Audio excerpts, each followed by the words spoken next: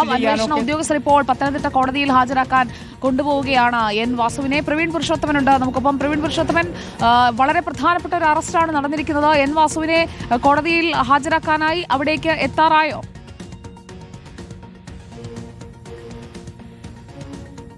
സുജയ, 6:30 കൂടി തന്നെ എൻ വാസുവിനെ കൊണ്ട് SIT പത്തനംതിട്ട കോടതിയിലേക്ക് എത്തുമെന്നാണ് നാം പ്രതീക്ഷിക്കുന്നത്. നേരത്തെ റാന്നി കോടതിയിൽ ഹാജരാക്കുമെന്നാണ് അറിയിപ്പ് നമുക്ക് വന്നിരുന്നത്. പക്ഷേ ഇന്ന് മജിസ്ട്രേറ്റ് അവധിയായതിനാൽ പത്തനംതിട്ട കോടതിയിലേക്ക് അത് മാറ്റിയിരിക്കുകയാണ്.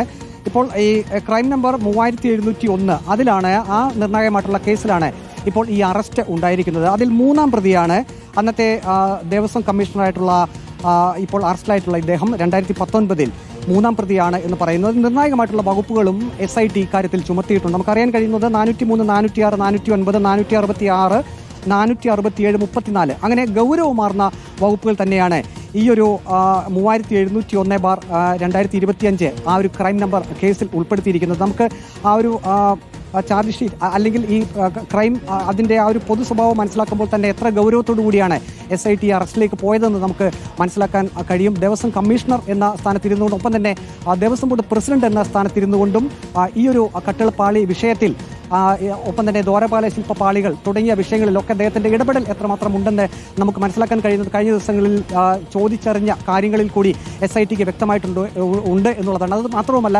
ഇപ്പോൾ അറസ്റ്റിലായിരിക്കുന്ന മറ്റ് ദേവസ്വം ബോർഡ് ഉദ്യോഗസ്ഥർ നമുക്കറിയാം നേരത്തെ തന്നെ നിർണായകമായിട്ടുള്ള അറസ്റ്റുകളിലേക്ക് SIT പോയിരുന്നു. ആ ഉദ്യോഗസ്ഥരെ കൃത്യമായിട്ടുള്ള ചോദ്യം ചെയ്യൽ നടത്തിയപ്പോൾ വാസുവിലേക്ക് എത്തത്തക്ക രീതിയിലുള്ള മൊഴികൾ ലഭിച്ചിട്ടുണ്ട് എന്നാണ് നമുക്ക് അറിയാൻ കഴിയുന്നത്. അങ്ങനെ കൃത്യമായിട്ടുള്ള തെളിവുകൾ SITയുടെ പക്കൽ കാണും. അതുകൊണ്ട് തന്നെയാണ് കോടതിയിൽ ഹാജരാക്കുന്നതിനായി എൻ വാസുവിനെ ഇപ്പോൾ അന്വേഷണ സംഘം കൊണ്ടുവരികയാണ്. ദേവസ്വം ബോർഡ് പ്രസിഡന്റായിരുന്ന, ദേവസ്വം കമ്മീഷണറായിരുന്ന എൻ വാസുവിന് ഈ കട്ടിളപ്പാളി സ്വർണ്ണത്തിൽ നിന്നും ചെമ്പാക്കി മാറ്റിയതിന്റെ ഉത്തരവാദിത്തത്തിൽ നിന്ന് ഒഴിയാൻ കഴിയുമോ? വാസുവിൽ നിന്ന് കണ്ണി പിടിച്ച് അന്വേഷണ സംഘം ഇനി എങ്ങോട്ട്?